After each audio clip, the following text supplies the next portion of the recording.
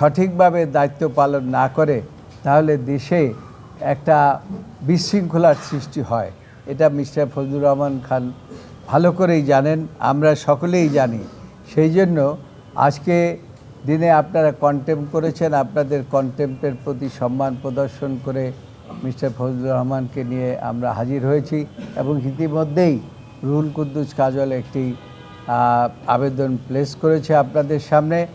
আমি মনে করি যে সব দিক বিচার বিশ্লেষণ করে ফজলুর রহমান সাহেবকে এই যে তার বিরুদ্ধে যে কন্টেম্প প্রসিডিং করা হয়েছে এই প্রসিডিং থেকে তাকে অব্যাহতি দেওয়া উচিত।